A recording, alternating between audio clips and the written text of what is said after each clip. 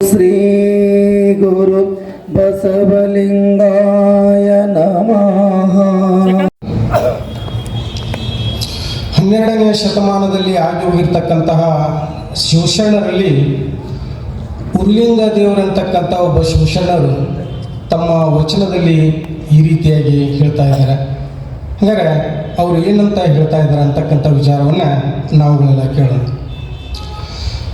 ಲೋಕದಂತೆ ಬಾರರು, ಲೋಕದಂತೆ ಇರರು, ಲೋಕದಂತೆ ಬಾರರು, ಲೋಕದಂತೆ ಇರರು, ಲೋಕದಂತೆ ಹೋಗರು ನೋಡಯ್ಯ. ಪುಣ್ಯದಂತೆ ಬಪ್ಪರು, ಜ್ಞಾನದಂತೆ ಇಪ್ಪರು, ಪುಣ್ಯದಂತೆ ಬಪ್ಪರು, ಜ್ಞಾನದಂತೆ ಇಪ್ಪರು, ಮುಕ್ತಿಯಂತೆ ಹೋಹರು ನೋಡಯ್ಯ. ಉರ್ಲಿಂಗದೇವ, ನಿಮ್ಮ ಶರಣರು ಉಪಮಾತೀತರಾಗಿ ಉಪಮಿಸಬಾರದು. ನಿಮ್ಮ ಶರಣರು ಉಪಮಾತೀತರಾಗಿ ಉಪಮಿಸಬಾರದು. ಸದಾವಕಾಲ ಪ್ರಾತಸ್ಮರಣೀಯರಾಗಿರ್ತಕ್ಕಂತಹ ಬಸವಾದಿ ಶಿವಶರಣರನ್ನು, ವಿಶ್ವದ ಎಲ್ಲ ದಾರ್ಶನಿಕರನ್ನು ನೆನೆದು ಈಗಾಗಲೇ ಪರಮ ಪೂಜ್ಯರಾಗಿರ್ತಕ್ಕಂಥ ಡಾಕ್ಟರ್ ಪುಟ್ಟರಾಜ ಶಿವಯೋಗಿಗಳವರ ಕುರಿತಾಗಿರ್ತಕ್ಕಂತಹ ಕಾರ್ಯಕ್ರಮಗಳು ಈ ಒಂದು ವೇದಿಕೆ ಮೇಲೆ ಓತಪ್ರೋತವಾಗಿ ಮೂಡಿಬಂದಿದ್ದನ್ನು ತಾವೆಲ್ಲ ಕೂಡ ಗಮನಿಸಿದ್ರಿ. ಪರಮ ಪೂಜ್ಯರಿಗೂ ತೋಂಟದಾರ್ಯ ಸಂಸ್ಥಾನ ಮಠಕ್ಕೂ ಅವಿನಾಭಾವ ಸಂಬಂಧ ಅಂತಕ್ಕಂಥದ್ದನ್ನು ಸನ್ಮಾನ್ಯ ಶ್ರೀಯುತರಾಗಿರ್ತಕ್ಕಂಥವ್ರು ಈಗಾಗಲೇ ಈ ಒಂದು ವೇದಿಕೆ ಮೇಲೆ ಪ್ರಸ್ತುತಪಡಿಸಿದ್ದಾರೆ. ಆ ಹಿನ್ನೆಲೆಯೊಳಗೆ ಪರಮ ಪೂಜ್ಯರು ಬದುಕಿದಂಥ 97 ವರ್ಷಗಳ ಸುದೀರ್ಘ ಅವಧಿಯೊಳಗೆ ತಮ್ಮ ಜೀವನವನ್ನು ಶ್ರೀಗಂಧದ ಕೊರಡಿನಂತೆ ತೆಗೆದಂಥ ವಿಷಯ ನನಗಿಂತಲೂ ಕೂಡ ತಮಗೆ ಚೆನ್ನಾಗಿ ಹೆಚ್ಚು ಗೊತ್ತಿದೆ. ಹೀಗಾಗಿ ಪುಟ್ಟರಾಜ ಗವಾಯಿಗಳು ಯಾವುದೇ ಜಾತಿ ಕುಲ ಗೋತ್ರಗಳಿಗೆ ಸಂಬಂಧ ಪಡದೇ ಇರತಕ್ಕಂಥ ವಿಶ್ವ ಭಾತೃತ್ವದ ಪ್ರೇಮವನ್ನು ಹೊಂದಿದಂಥ ಮಹಾನ್ ದಾರ್ಶನಿಕರು ಅಂತಕ್ಕಂಥ ಮಾತನ್ನು ಈ ಸಂದರ್ಭದಲ್ಲಿ ನಾನು ಹೇಳಲಿಕ್ಕೆ ಇಷ್ಟಪಡ್ತಾ ಇದ್ದೀನಿ.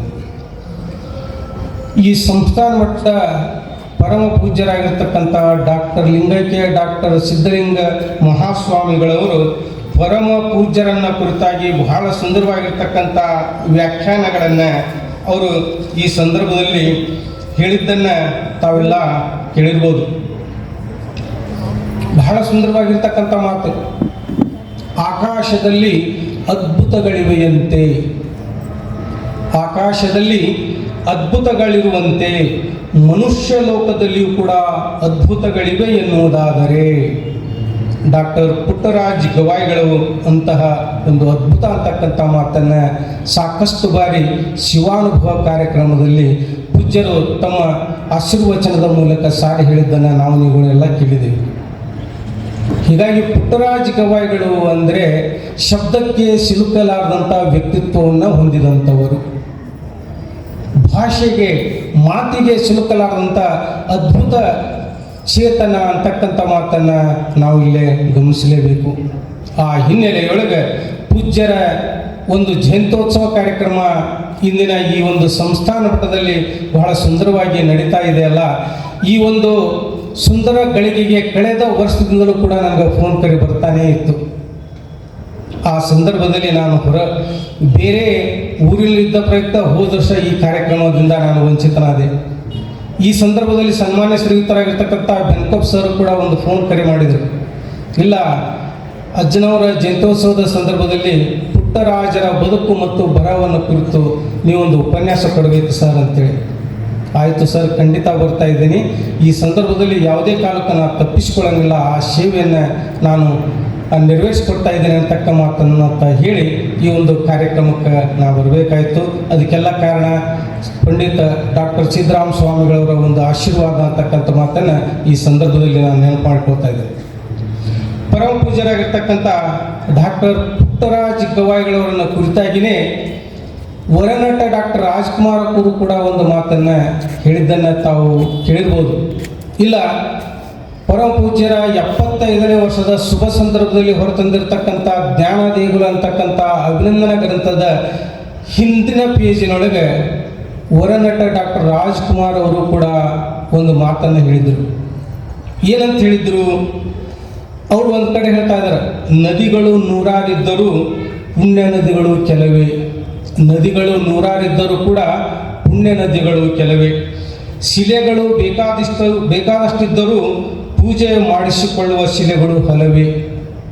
ಮನುಷ್ಯ ಕೋಟಿ ಮಂದಿ ಇದ್ದರೂ ದೇವರಂಥವರು ಬೆರಳೆಣಿಕೆಯಷ್ಟು ಮಂದಿ ಅಂತಕ್ಕಂಥ ಮಾತನ್ನು ಪೂಜ್ಯ ಪುಟ್ಟರಾಜರನ್ನು ಕುರಿತು ಈ ಹಿಂದಿನ ಸಂದರ್ಭದಲ್ಲಿ ಅವರು ಅಭಿನಂದನಾ ಗ್ರಂಥಕ್ಕೆ ತಮ್ಮ ಒಂದು ಸಂದೇಶವನ್ನು ಬರೆದು ಕಳಿಸಿದಂಥ ಕೆಲವೊಂದಿಷ್ಟು ವಿಚಾರಗಳನ್ನು ಕೂಡ ತಮ್ಮ ಗಮನಕ್ಕೆ ಈ ಸಂದರ್ಭದಲ್ಲಿ ನಾನು ತರ್ತಾ ಇದ್ದೀನಿ. ಇದೇ ಸಂದರ್ಭದಲ್ಲಿ ಆಗಲೇ ಬೆನಕೊಪ್ಪ ಸಾಹೇಬರು ಒಂದು ಮಾತನ್ನು ನೆನಪು ಮಾಡಿದರು. ಪೂಜ್ಯರ ಕೈಯೊಳಗೆ ಒಂದೇ ಖಡ್ಗ ಇತ್ತು, ಇನ್ನೊಂದು ಖಡ್ಗ ಯಾಕೆ ನಾವು ಹಾಕಬಾರ್ದು ಅಂತಕ್ಕಂಥ ಸದುದ್ದೇಶವನ್ನು ಇಟ್ಟುಕೊಂಡು ಪರಮ ಪೂಜ್ಯರಾಗಿರ್ತಕ್ಕಂಥ ಡಾಕ್ಟರ್ ಲಿಂಗೈಕ್ಯ ಸಿದ್ಧಲಿಂಗ ಮಹಾಸ್ವಾಮಿಗಳವರು ಸಂಸ್ಥಾನ ಮಟ್ಟಕ್ಕೆ ಬರಮಾಡಿಕೊಳ್ಳುವುದರ ಮುಖಾಂತರ ಪರಮ ಪೂಜ್ಯರಿಗೆ ಮಧ್ಯಪ್ರದೇಶ ಸರ್ಕಾರ ಪರಮ ಪೂಜ್ಯರಿಗೆ ಉಭಯ ಗಾಯನಾಚಾರ್ಯರಾಗಿರ್ತಕ್ಕಂಥ ಸಂಗೀತದ ಎಲ್ಲ ವಾದ್ಯಗಳನ್ನು ಲೀಲಾಜಾಲವಾಗಿ ನುಡಿಸ್ತಕ್ಕಂಥ ಡಾಕ್ಟರ್ ಪುಟ್ಟರಾಜ ಗವಾಯಿಗಳವರಿಗೆ ಕಾಳಿದಾಸ ಅಂತಕ್ಕಂಥ ಸಮ್ಮಾನವನ್ನು ಕೊಡಮಾಡಿತ್ತು. ಆ ಕಾಳಿದಾಸ ಸಮ್ಮಾನ ಪ್ರಶಸ್ತಿಗೆ ಭಾಜನರಾಗಿರ್ತಕ್ಕಂಥ ಡಾಕ್ಟರ್ ಪುಟ್ಟರಾಜ ಗವಾಯಿಗಳು ಮಧ್ಯಪ್ರದೇಶ ಸರ್ಕಾರದಿಂದ ಪ್ರಶಸ್ತಿ ಸ್ವೀಕಾರ ಮಾಡಿಕೊಂಡು ಬಂದ ಸಂದರ್ಭದಲ್ಲಿನೇ ತೋಂಟದಾರ್ಯ ಸಂಸ್ಥಾನ ಮಠದ ಪರಮ ಪೂಜ್ಯ ಅಂದಿನ ಲಿಂಗೈಕ್ಯ ಜಗದ್ಗುರು ಸಿದ್ಧಲಿಂಗ ಮಹಾಸ್ವಾಮಿಗಳವರು ಪರಮ ಪೂಜ್ಯರಾಗಿರ್ತಕ್ಕಂಥ ಡಾಕ್ಟರ್ ಪುಟ್ಟರಾಜ ಗವಾಯಿಗಳವರಿಗೆ ಬಂಗಾರದ ಖಡ್ಗವನ್ನು ಕೈಯ ಹಾಕೊಂಡ್ರೆ ವಜ್ಜಾಗಬೇಕು, ಅಷ್ಟು ದೊಡ್ಡ ಖಡ್ಗವನ್ನು ಮಾಡಿ ಪುಟ್ಟರಾಜ ಗವಾಯಿಗಳವರಿಗೆ ಆ ಖಡ್ಗವನ್ನು ಇಂದಿನ ಈ ಸಮಾರಂಭದಲ್ಲಿ ಅರ್ಪಿಸಿದ್ರು ಅಂತಕ್ಕಂಥದ್ದು ಅದು ಇತಿಹಾಸ ಆಗಿ ಉಳಿದಿದೆ. ಆ ಹಿನ್ನೆಲೆಯೊಳಗೆ ಪುಟ್ಟಯ್ಯಜ್ಜನವರನ್ನು ಕುರಿತಾಗಿ ನಾನು ಸಂಕ್ಷಿಪ್ತದಲ್ಲಿ ಕೆಲವೊಂದಿಷ್ಟು ವಿಚಾರಗಳನ್ನು ತಮ್ಮ ಗಮನಕ್ಕೆ ಇಲ್ಲಿ ತರ್ತಕ್ಕಂಥ ಪ್ರಾಮಾಣಿಕ ಪ್ರಯತ್ನವನ್ನು ನಾನು ಮಾಡ್ತಾ ಇದ್ದೀನಿ. ಡಾಕ್ಟರ್ ಪುಟ್ಟರಾಜ ಗವಾಯಿಗಳವರ ಜೀವನದ ಕೆಲವೊಂದಿಷ್ಟು ಪ್ರಮುಖ ಘಟನೆಗಳನ್ನು ನಾನು ಒಂದೊಂದೇ ಹೇಳ್ಕೊತಾ ಹೋಗ್ತಾ ಇದ್ದೀನಿ. ಪರಮ ಪೂಜ್ಯರಾಗಿರ್ತಕ್ಕಂಥ ಡಾಕ್ಟರ್ ಪುಟ್ಟರಾಜ ಗವಾಯಿಗಳವರು 1914 ಮಾರ್ಚ್ 3ರಂದು ಅವಾಗಿನ ಹಿಂದಿನ ಧಾರವಾಡ ಜಿಲ್ಲೆ ಅವಿಭಜಿತ ಇವತ್ತಿನ ಹಾವೇರಿ ಜಿಲ್ಲೆ, ಆವಾಗ ಧಾರವಾಡ ಜಿಲ್ಲೆ ಇತ್ತು, ಈಗ ಹಾವೇರಿ ಜಿಲ್ಲೆ ಆಗಿದೆ.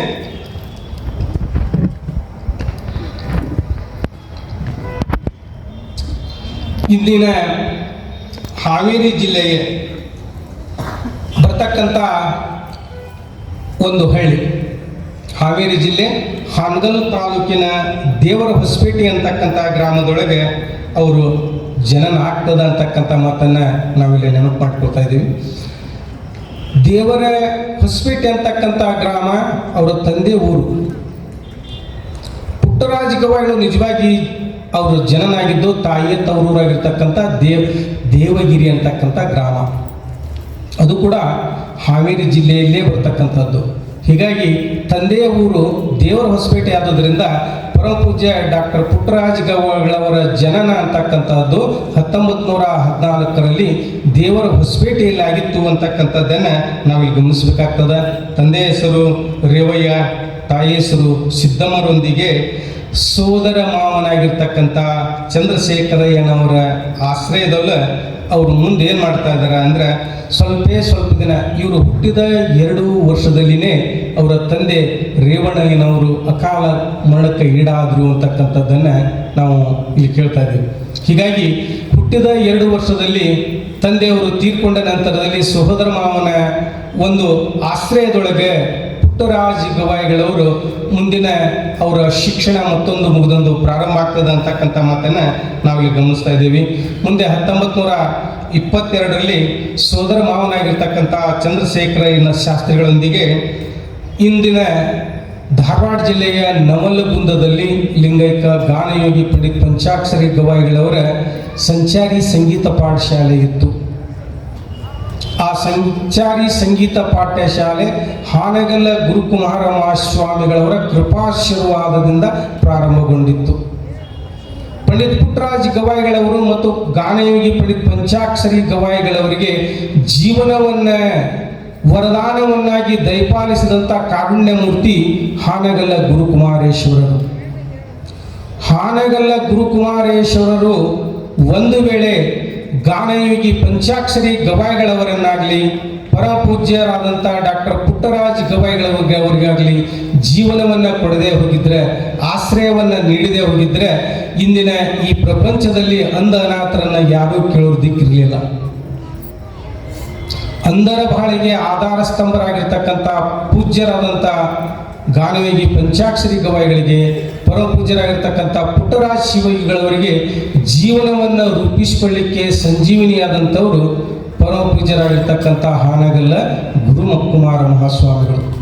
ಗುರುಕುಮಾರ ಮಹಾಸ್ವಾಮಿಗಳವರ ಕೃಪಾ ಕಟಾಕ್ಷದಿಂದ ಗಾನಯೋಗಿ ಪಂಚಾಕ್ಷರಿ ಗವಾಯಿಗಳವರ ಸಂಚಾರಿ ಸಂಗೀತ ಪಾಠಶಾಲೆ ನವಲಗುಂದದಲ್ಲಿತ್ತು.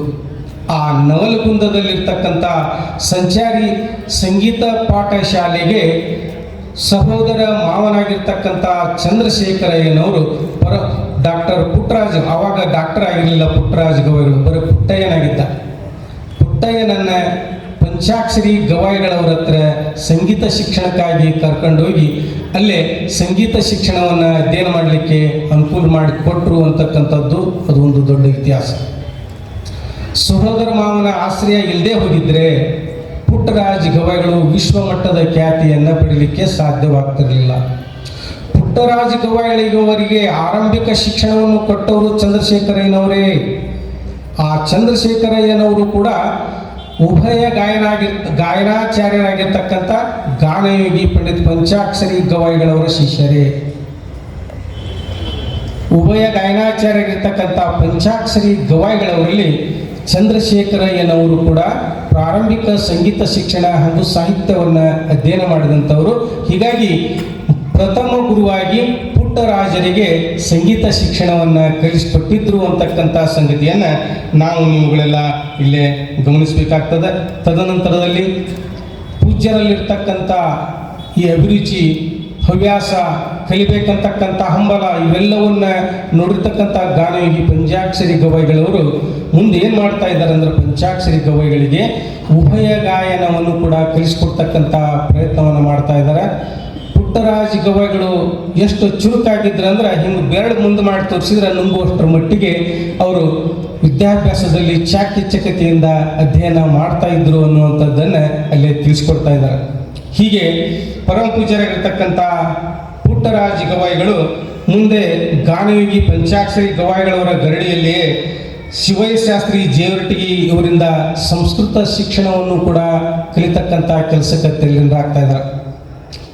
ಪರಮ ಪೂಜ್ಯರಾಗಿರ್ತಕ್ಕಂಥ ಡಾಕ್ಟರ್ ಪುಟ್ಟರಾಜ್ ಗವಾಯಿಗಳವ್ರ ಬಗ್ಗೆ ತಾವೆಲ್ಲ ಗಮನಿಸಿದ್ರಿ, ತ್ರಿಭಾಷಾ ಪಂಡಿತರು ಅಂತೇಳಿ. ಹೀಗಾಗಿ ಪರಮ ಪೂಜ್ಯರಾದಂಥ ಪುಟ್ಟರಾಜ್ ಗವಾಯಿಗಳು ಶಿವಯ್ಯ ಶಾಸ್ತ್ರಿ ಜೇವರಟಗಿ ಅವರ ಮುಖಾಂತರ ಸಂಸ್ಕೃತ ಶಿಕ್ಷಣವನ್ನು ಕೂಡ ಪಡ್ಕೊಳ್ತಾ ಇದ್ರು ಅನ್ನುವಂಥದ್ದನ್ನು ನಾವು ಗಮನಿಸಬೇಕಾಗ್ತದೆ. ಉತ್ತರಾದಿ ಹಾಗೂ ಕರ್ನಾಟಕಿ ಸಂಗೀತವನ್ನು ಗವಾಯಿಗಳವರು ತಮ್ಮಲ್ಲಿನೇ ಇಟ್ಕೊಂಡು ಪುಟ್ಟರಾಜ್ ಗವಾಯಿಗಳವ್ರನ್ನ ತಯಾರು ಮಾಡ್ತಕ್ಕಂಥ ಕೆಲಸವನ್ನು ಮಾಡಿದ್ರು ಅನ್ನುವಂಥದ್ದು ಕೂಡ ನಮಗೆ ತಿಳಿದು ಬರ್ತದೆ. ಇನ್ನು ಶಿರಾಳಕೊಪ್ಪದ ಗದಿಯಪ್ಪ ಗವಾಯಿಗಳವರಲ್ಲಿ, ಆನಂತರದಲ್ಲಿ ಬಳ್ಳಾರಿಯ ರಾಘವೇಂದ್ರ ಆಚಾರ್ಯ ಅವರಿಂದ ವಾಲ್ಯನನ್ನು ಕಲಿತಾ ಇದ್ದಾರೆ. ಗದಿಯಪ್ಪ ಗವಾಯಿಗಳವರಲ್ಲಿ ತಬಲಾ ವಿದ್ಯೆಯನ್ನು ಕಲಿತಾ ಇದ್ದಾರೆ. ಗೋಕಾಕದ ತುಕಾರಾಮ್ ಬುವಾ ಅವ್ರ ಹತ್ರ ತಮ್ಮಣ್ಣ ಸಾಹೇಬ್ ಮಿರಜ್ಕರ್ ಅವರಿಂದ ಸಾರಂಗಿ ವಾದನ ಅಂತಕ್ಕಂಥದ್ದು ಬರ್ತದೆ. ಸಂಗೀತದಲ್ಲಿ ಬರ್ತಕ್ಕಂಥ ವಾದ್ಯಗಳಿವೆಲ್ಲ. ಸಾರಂಗಿ ವಾದ್ಯವನ್ನು ತಾವು ಎಷ್ಟು ಜನ ನೋಡಿದ್ರೆ ಕೈ ಎತ್ತಿರಿ ನೋಡೋಣ. ಇಲ್ಲ, ಯಾರೂ ನೋಡಿಲ್ಲ. ಭಾರತೀಯ ವಾದ್ಯಗಳು ಇವತ್ತು ಕಣ್ಮರೆ ಆಗ್ತಾ ಇದ್ದವು. ಆ ಎಲ್ಲ ವಾದ್ಯಗಳನ್ನು ಉಳಿಸಿ ಬೆಳೆಸ್ಕೊಂಡು ಹೋಗ್ಬೇಕಂತಕ್ಕಂಥ ಸದುದ್ದೇಶ ಇಟ್ಟುಕೊಂಡೇ ಪರಮ ಪೂಜ್ಯರಾಗಿರ್ತಕ್ಕಂಥ ಡಾಕ್ಟರ್ ಪುಟ್ಟರಾಜ್ ಗವಾಯಿಗಳವರು ಅವರು ಪ್ರಾರಂಭ ಮಾಡಿರ್ತಕ್ಕಂಥ ಪಂಡಿತ್ ಪಂಚಾಕ್ಷರ ಗವಾಯಿಗಳವರ ಸಂಗೀತ ಮಹಾವಿದ್ಯಾಲಯದಲ್ಲಿ ಭಾರತೀಯ ಸಂಗೀತ ವಾದ್ಯಗಳನ್ನೇ, ಅಂದರೆ ನಾನು ಆ ಸಂಗೀತ ಮಹಾವಿದ್ಯಾಲಯದ ಪ್ರಾಂಶುಪಾಲನಾದಂಥ ಅವಧಿಯೊಳಗೆ UGC ಅನುದಾನದಡಿಯೊಳಗೆ ಈ ಭಾರತೀಯ ಎಲ್ಲ ವಾದ್ಯಗಳನ್ನು ಕೂಡ ಖರೀದಿ ಮಾಡಿ ಅಲ್ಲೇ ನೋಡುಗರಿಗೆ ಪ್ರದರ್ಶನಕ್ಕೆಂದು ಆ ವಾದ್ಯಗಳನ್ನು ಕೂಡ ಇವತ್ತು ಇಟ್ಟಿದ್ದೀವಿ. ಸಾರಂಗಿ ವಾದ್ಯದೊಳಗೆ ಒಂದು ತಂತಿ ಆಡಿನ ಕರಳಿಂದ ಬಿಗಿದಿರ್ತಾರೆ, ಆಡಿನ ಕರಳಿನಿಂದ. ಅಂತ ಸಾರಂಗಿ ವಾದನವನ್ನು ನುಡಿಸುವುದರಲ್ಲಿನೂ ಕೂಡ ಪರಮಪೂಜ್ಯರಾಗಿರ್ತಕ್ಕಂಥ ಪುಟ್ಟರಾಜ ಗವಾಯಿಗಳು ಬಹಳ ನಿಷ್ಠಾತರು. ಸಾರಂಗಿ ವಾದ್ಯ ಅಂದ್ರೆ ಎಲ್ಲಿಲ್ಲದ ಪ್ರೀತಿ ಅವರಿಗೆ. ಯಾವುದೇ ಕಾರ್ಯಕ್ರಮಕ್ಕೆ ಹೋಗಲಿ ಆ ಸಾರಂಗಿಯನ್ನು ನುಡಿಸೇ ಮುಂದಿನ ಕಾರ್ಯಕ್ರಮಕ್ಕೆ ಅವರು ಅಣಿಯಾಗ್ತಾ ಇದ್ರು ಅಂತಕ್ಕಂಥದ್ದನ್ನು ನಾವು ಇಲ್ಲಿ ಗಮನಿಸಬೇಕಾಗ್ತದೆ. ಅಂದಿನ ಮೈಸೂರು ಸಂಸ್ಥಾನದ ವಿದ್ವಾಂಸರಾಗಿರ್ತಕ್ಕಂಥ ದೇವೇಂದ್ರಪ್ಪನವರಿಂದ ವೀಣಾವಾದನವನ್ನು ಕೂಡ ಕರತಲಾಮಲಕ ಮಾಡಿಕೊಂಡಿದ್ದರು ಡಾಕ್ಟರ್ ಪುಟ್ಟರಾಜ್ ಗವಾಯಿಗಳವರು ಅನ್ನುವಂಥದ್ದನ್ನು ನಾವು ಇಲ್ಲಿ ಗಮನಿಸಬೇಕಾಗ್ತದೆ. ಹೀಗೆ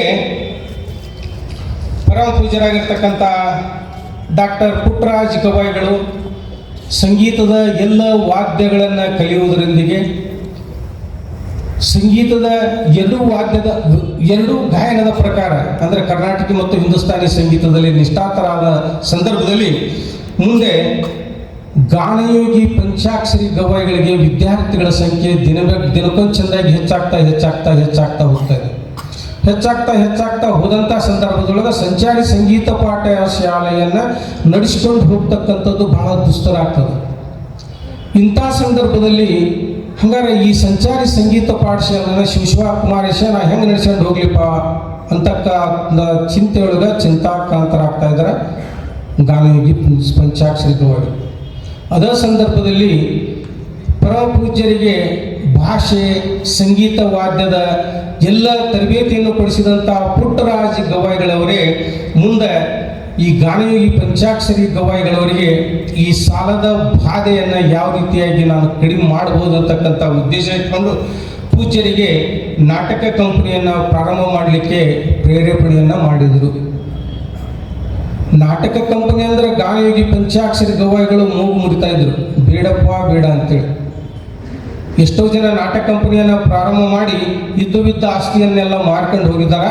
ಇಂಥ ಸಂದರ್ಭದಲ್ಲಿ ಕಣ್ಣಿಲ್ಲದ ನಾನು ಸಂಚಾರಿ ಸಂಗೀತ ಪಾಠಶಾಲೆಯನ್ನು ನಡೆಸ್ಕೊಂಡು ಹೋಗ್ತಕ್ಕಂಥ ಈ ಸಂದರ್ಭದೊಳಗೆ ಒಂದು ವೇಳೆ ನಾಟಕ ಕಂಪನಿಯನ್ನು ಸ್ಥಾಪನೆ ಮಾಡುವಲಿಕ್ಕೆ ಕೈ ಹಾಕಿದ್ನಪ್ಪ ಅಂದರೆ ಬಿದ್ದದ್ದನ್ನೆಲ್ಲ ನಾನು ಕಳ್ಕೊಳ್ಬೇಕಾಗ್ತದೆ ಅಂತಕ್ಕಂಥ ಚಿಂತೆಯೊಳಗೆ ಖಂಡಿತ ನನಗೆ ಇದು ಒಪ್ಪಿಗೆಲ್ಲ ಪುಟ್ಟಯ್ಯ, ಬೇಡವೇ ಬೇಡ ಅಂತ ಹೇಳ್ತಾರೆ.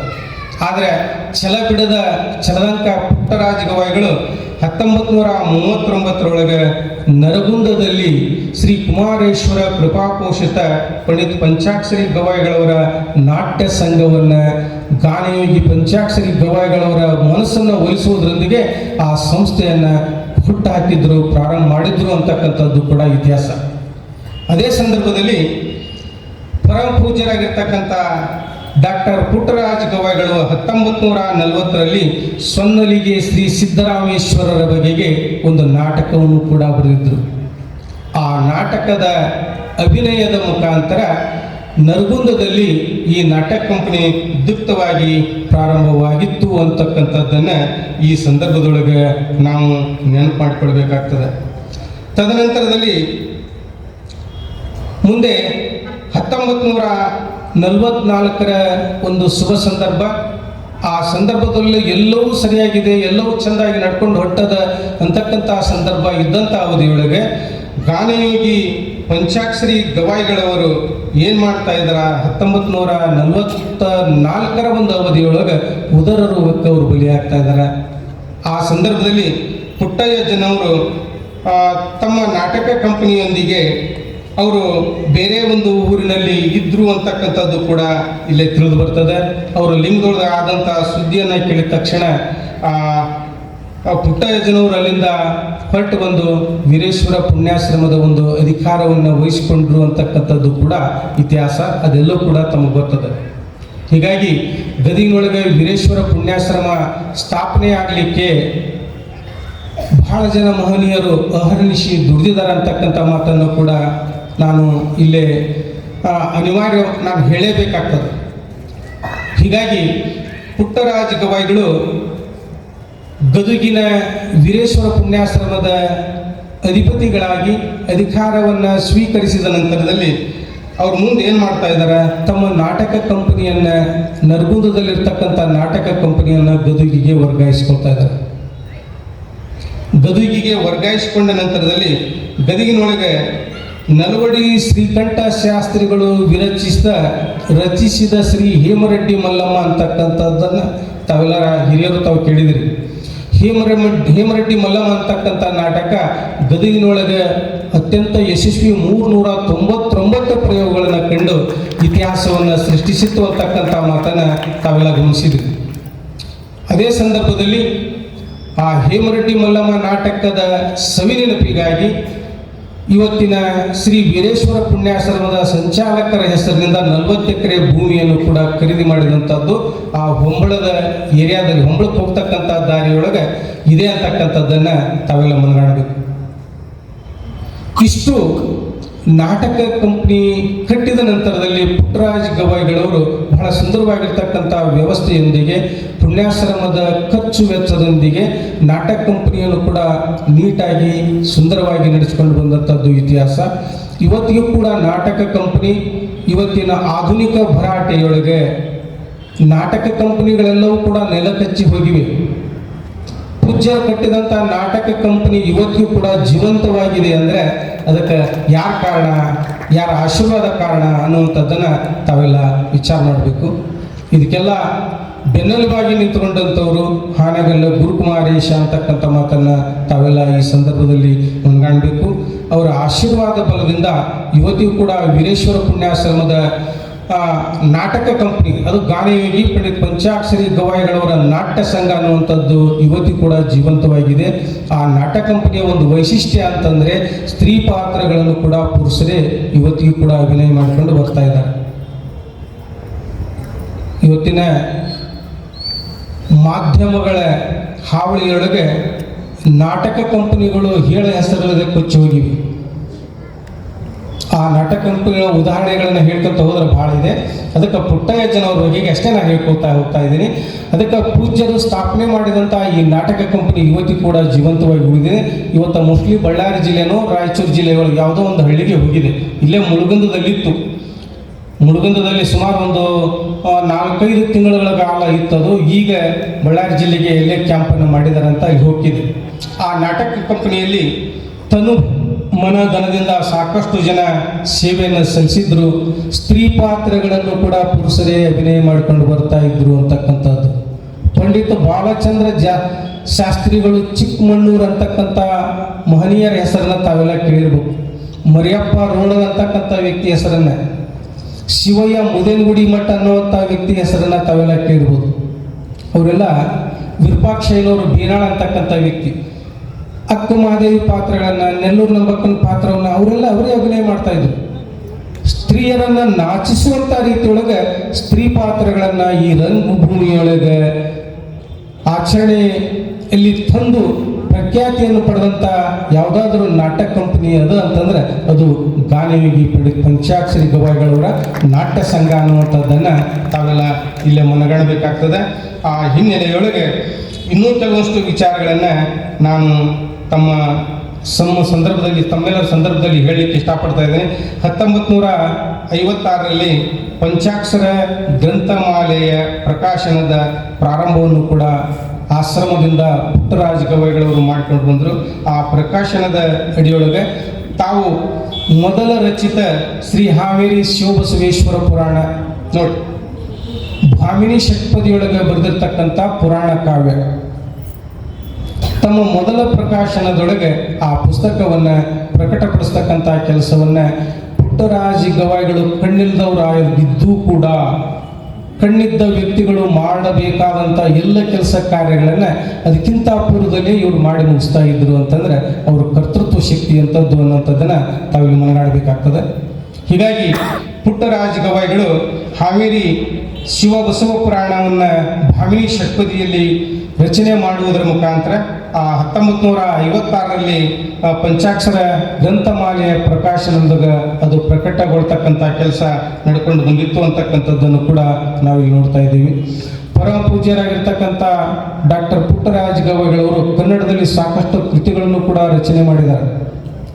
ಅಷ್ಟೇ ಅಲ್ಲ, ಕನ್ನಡದಲ್ಲಿ ಸುಮಾರು 24 ಪುರಾಣ ಗ್ರಂಥಗಳನ್ನು ರಚನೆ ಮಾಡಿದ ಇತಿಹಾಸ ಯಾರಿಗಾದ್ರೂ ಅದ ಅಂದ್ರೆ ಅದು ಪುಟ್ಟರಾಜ ಗವಾಯಿಗಳು ಒಬ್ಬರಿಗೆ ಮಾತ್ರ ಅಂತಕ್ಕಂಥದ್ದನ್ನು ನಾವಿಲ್ಲಿ ನೆನಪಾಡ್ಕೊಳ್ಬೇಕಾಗ್ತದೆ.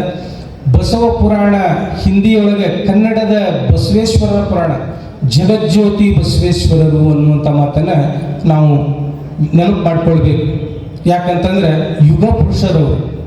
ಆ ಯುಗ ಪುರುಷರ ಸಮಗ್ರವಾಗಿರ್ತಕ್ಕಂಥ ಜೀವನವನ್ನು ಹಿಂದಿಯೊಳಗೆ ಕಟ್ಟಿಕೊಡ್ತಕ್ಕಂಥ ಕೆಲಸವನ್ನು ಮಾಡಿಕೊಂಡು ಬಂದವರು ಡಾಕ್ಟರ್ ಪುಟ್ಟರಾಜ ಗವಾಯಿಗಳು. ಯಾಕ್ರಿ ಕನ್ನಡದೊಳಗೆ ಮಾಡಬಾರ್ದಿತ್ತು? ಆಲ್ರೆಡಿ ಕನ್ನಡದೊಳಗೆ ಭೀಮಕವಿಯವರು ಬಸವ ಪುರಾಣವನ್ನು ರಚನೆ ಮಾಡಿದಾಗಿತ್ತು. ಭೀಮಕವಿ ರಚನೆ ಮಾಡಿದಂಥ ಬಸವ ಪುರಾಣವನ್ನು ಹಿಂದಿ ಭಾಷೆಗೆ ತರ್ಜುಮೆಗೊಳಿಸುವುದರ ಮುಖಾಂತರ ಹಿಂದಿಯೊಳಗೆ ಬಸವ ಪುರಾಣವನ್ನು ಡಾಕ್ಟರ್ ಪುಟ್ಟರಾಜ ಗವಾಯಿಗಳು ರಚನೆ ಮಾಡಿದ್ರು ಅನ್ನುವಂಥದ್ದು ಇತಿಹಾಸ. ಈ ಪುರಾಣವನ್ನು ರಚನೆ ಮಾಡಿದಂತಹ ಸಂಗತಿಯನ್ನು ಕೊಪ್ಪಳದ ಲೋಕಸಭಾ ಸದಸ್ಯರಾಗಿರ್ತಕ್ಕಂಥ ಅಂಗಡಿ ಸಂಗಣ್ಣನವರ ಗಮನಕ್ಕೆ ತರಲಾಗಿತ್ತು. ಅಂಗಡಿ ಸಂಗಣ್ಣನವರು ಕನ್ನಡದ ಒಬ್ಬ ವ್ಯಕ್ತಿ ಹಿಂದಿಯೊಳಗೆ ಬಸವೇಶ್ವರ ಜೀವನ ಮತ್ತು ಸಾಧನೆಯನ್ನು ಕುರಿತು ಪುರಾಣ ಕಾವ್ಯವನ್ನು ಬರೆದಾನ ಅಂದ್ರೆ ಆ ವ್ಯಕ್ತಿಯನ್ನು ನಾನು ನೋಡಲೇಬೇಕು, ಆ ವ್ಯಕ್ತಿ ಎಲ್ಲಿ ನಾನು ಅವ್ನು ಕರೆಸ್ರಿ ಅಂತಕ್ಕಂಥ ಮಾತನ್ನು ಹೇಳಿದ್ರು ಅನ್ನುವಂಥದ್ದು ಕೂಡ ಇತಿಹಾಸದ. ಆ ಹಿನ್ನೆಲೆಯೊಳಗೆ ಅಂಗಡಿ ಸಂಗಣ್ಣನವರು ಈ ದೇಶದ ಮೊದಲ ರಾಷ್ಟ್ರಾಧ್ಯಕ್ಷರಾಗಿರ್ತಕ್ಕಂಥ ಡಾಕ್ಟರ್ ಬಾಬು ರಾಜೇಂದ್ರ ಪ್ರಸಾದ್ ಅವರ ಹತ್ರ ಈ ಗ್ರಂಥವನ್ನು ಕೊಂಡು ಒಯ್ದಿದ್ರು ಅಂತಕ್ಕಂಥದ್ದು ಇತಿಹಾಸ. ಆಗಿನ ಸಂದರ್ಭದಲ್ಲಿ ಅಂದ್ರೆ 1960ರ ಅವಧಿಯೊಳಗೆ ಪರಮ ಪೂಜ್ಯರಾಗಿರ್ತಕ್ಕಂಥ ಡಾಕ್ಟರ್ ಪುಟ್ಟರಾಜ ಗವಾಯಿಗಳವರನ್ನ ಅಂಗಡಿ ಸಂಗಣ್ಣವರ ಮುಖಾಂತರ ಸನ್ಮಾನ್ಯ ಕೊಂಡಜ್ಜಿ ಬಸಪ್ಪನವರ ಒಂದು ಸಹಯೋಗದೊಳಗೆ ಪರಮ ಪೂಜ್ಯರಾಗಿರ್ತಕ್ಕಂಥ ಡಾಕ್ಟರ್ ಪುಟ್ಟರಾಜ ಗವಾಯಿಗಳವರು ರಾಷ್ಟ್ರಪತಿ ಭವನಕ್ಕೂ ಕೂಡ ಹೋಗಿದ್ರು. ಆ ರಾಷ್ಟ್ರಪತಿ ಭವನದೊಳಗೆ ಪರಮ ಪೂಜ್ಯರಾಗಿರ್ತಕ್ಕಂಥ ಡಾಕ್ಟರ್ ಪುಟ್ಟರಾಜ ಗವಾಯಿಗಳವರು ಬರೆದಂಥ ಶ್ರೀ ಬಸವೇಶ್ವರ ಪುರಾಣವನ್ನು ಕಂಡು ಆ ಪುರಾಣವನ್ನು ಕೈಯಲ್ಲಿ ಹಿಡಿದುಕೊಂಡಿರ್ತಕ್ಕಂಥ ಬಾಬು ರಾಜೇಂದ್ರ ಪ್ರಸಾದ್ ಅವರು ಒಂದು ಮಾತು ಹೇಳಿದ್ರಂತ, ಯಾಕಪ್ಪ ಬಸಪ್ಪಂದಿಷ್ಟು ದೊಡ್ಡ ಪುರಾಣ ಬರೆದ್ರಿ ಅಂದಿದ್ರಂತೆ.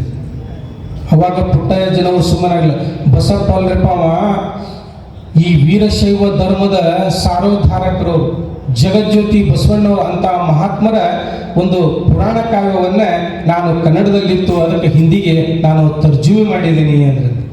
ಅವಾಗ ಬಾಬು ರಾಜೇಂದ್ರ ಪ್ರಸಾದರು ಡಾಕ್ಟರ್ ಪುಟ್ಟರಾಜ ಗವಾಯಿಗಳವರ ಬೆನ್ನು ತಟ್ಟುವುದರ ಮುಖಾಂತರ, ಹೇಳಪ್ಪ ನೀ ಅಲ್ಲಿಂದ ಇಷ್ಟು ದೂರ ಇಲ್ಲಿ ಮಿಟ್ಟ ಬಂದಿದ್ದಿ, ಹಂಗಾರೆ ನಿನ್ನ ಸಂಸ್ಥೆ ಏನಾದರೂ ಸಹಾಯ ಸಹಕಾರ ನೀಡಬೇಕಿತ್ತಂದ್ರೆ ಕೇಳು, ಧಾರಾಳವಾಗಿ ನಾ ಕೊಡ್ತೇನೆ ಅನ್ನುವಂಥ ಮಾತನ್ನು ಹೇಳಿದ್ರಂತೆ.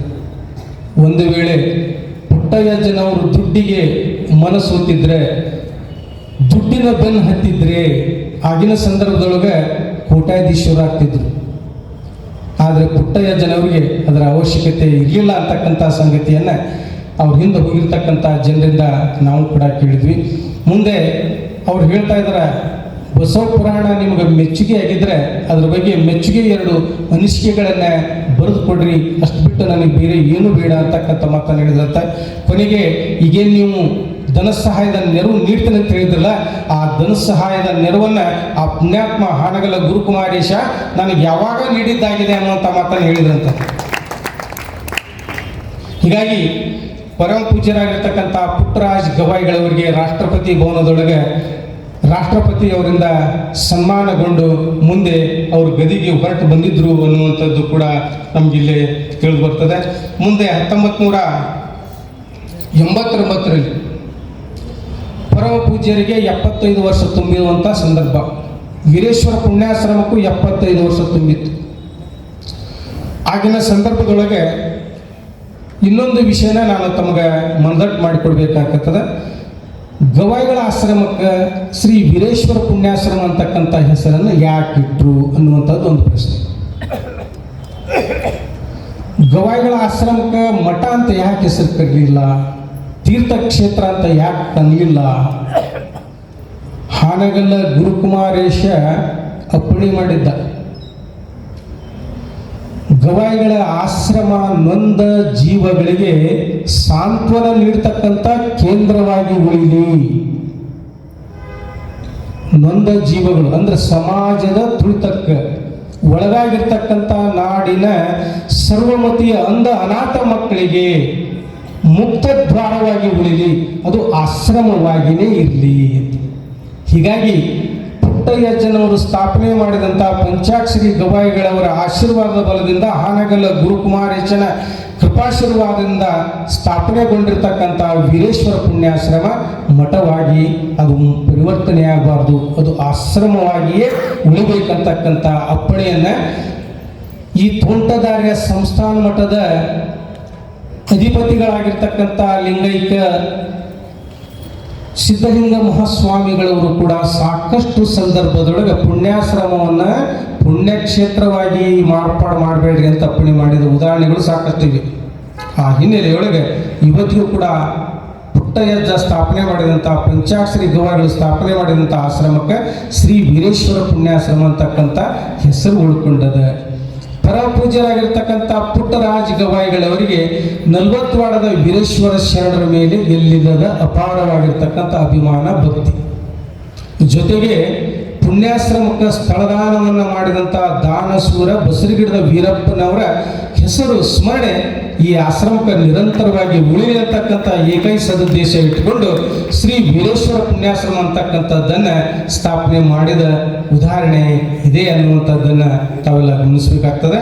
ಆ ಹಿನ್ನೆಲೆಯೊಳಗೆ ಪರಮ ಪೂಜ್ಯರಾಗಿರ್ತಕ್ಕಂಥ ಡಾಕ್ಟರ್ ಪುಟ್ಟರಾಜ ಗವಾಯಿಗಳವರ 75 ವರ್ಷದ ಸವಿನೆನಪು, ಪುಣ್ಯಾಶ್ರಮ ಸ್ಥಾಪನೆಯಾದ 75 ವರ್ಷದ ಸವಿನೆನಪು, ಇವೆರಡರ ದ್ಯೋತಕವಾಗಿ 1989ರಲ್ಲಿ ಡಾಕ್ಟರ್ ಪುಟ್ಟರಾಜ ಗವಾಯಿಗಳವರ ಅಭಿನಂದನ ಗ್ರಂಥ ಅನ್ನುವಂಥದ್ದು ಸಮರ್ಪಣೆಯನ್ನು ಮಾಡಲಾಗಿತ್ತು. ಡಾಕ್ಟರ್ ಪುಟ್ಟರಾಜ ಗವಾಯಿಗಳ ಅಭಿನಂದನ ಗ್ರಂಥದ ಜೊತೆಗೇನೆ ಗದುಗಿನ ಗಣ್ಯಮಾನ್ಯರು ಪರಮಪೂಜ್ಯರಾಗಿರ್ತಕ್ಕಂಥ ಡಾಕ್ಟರ್ ಪುಟ್ಟರಾಜ ಗವಾಯಿಗಳವರ ಬೆಳ್ಳಿ ತುಲಾಭಾರವನ್ನು ಕೂಡ ನಾವು ಮಾಡ್ತಾ ಇದ್ದೀವಿ. ಬೆಳ್ಳಿ ತುಲಾಭಾರವನ್ನು ಮಾಡಿದ ಉದಾಹರಣೆ ಆ ಒಂದು ಪುಣ್ಯಾಶ್ರಮದ ನೆಲದೊಳಗೆ ಇವತ್ತಿಗೂ ಕೂಡ ಪ್ರತಿಧ್ವನಿಗೊಳ್ತಾ ಇದೆ.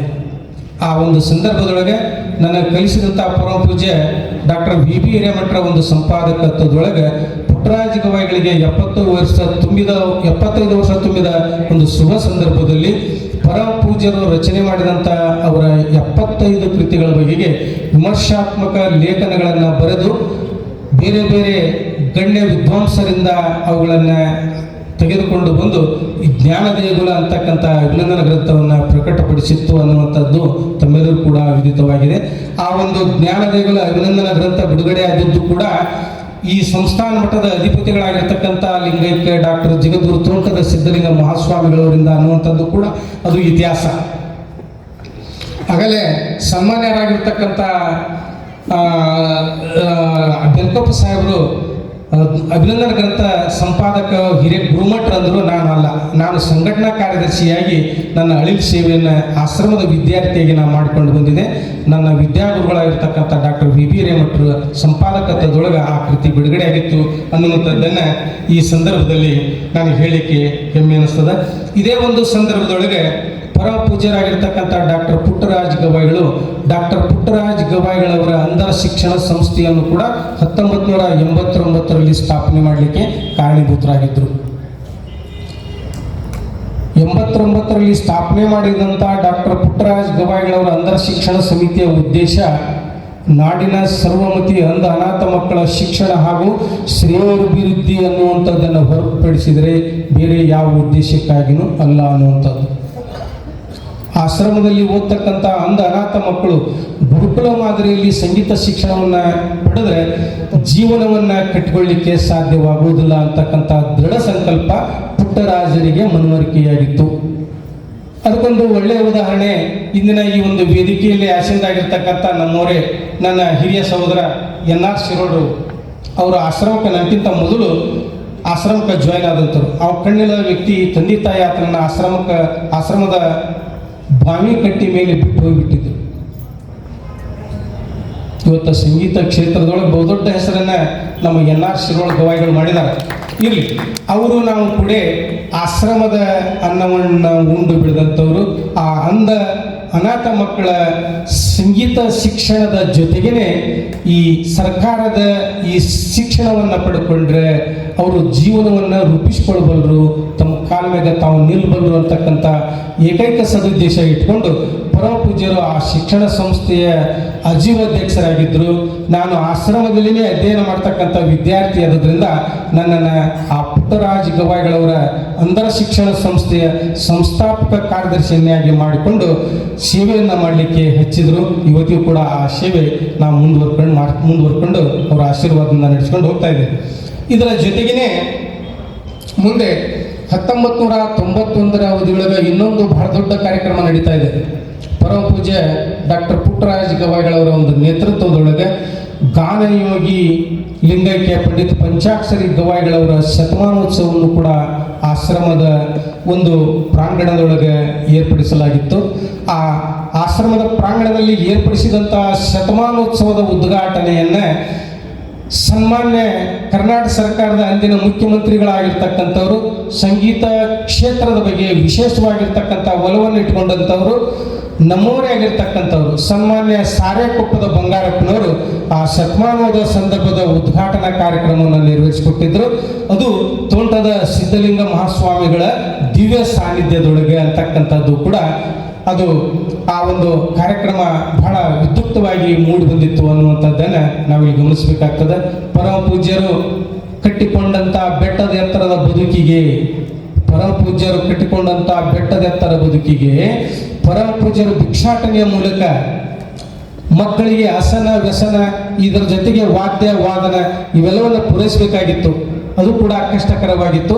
ಆ ಸಂದರ್ಭದೊಳಗೆ ಬಂಗಾರಪ್ಪನವರು 1,00,000 ರೂಪಾಯಿಯನ್ನು ಆಶ್ರಮಕ್ಕೆ ದೇಣಿಗೆಯಾಗಿ ನೀಡುವುದರ ಮುಖಾಂತರ ಆಶ್ರಮದಲ್ಲಿ ಅಧ್ಯಯನ ಮಾಡ್ತಕ್ಕಂಥ ಎಲ್ಲ ಮಕ್ಕಳಿಗೆ ಸಂಗೀತ ವಾದ್ಯ ಪರಿಕರಗಳನ್ನು ಖರೀದಿ ಮಾಡಿ ನಾ ಬಂದಂಥ ಸಂದರ್ಭದೊಳಗೆ ಅವನು ಪ್ರದರ್ಶನಕ್ಕೆ ಇಡಬೇಕು ಅಂತಕ್ಕಂಥ ಷರತ್ತಿಗೆ ಒಳಪಟ್ಟು 1,00,000 ರೂಪಾಯಿಯನ್ನು ದಾನವಾಗಿ ನೀಡಿದ ಉದಾಹರಣೆ ಆಶ್ರಮದ ಇತಿಹಾಸದಲ್ಲಿ ಇವತ್ತು ಕೂಡ ಅದು ಉಳ್ಕೊಂಡು ಬಂದದ್ದು.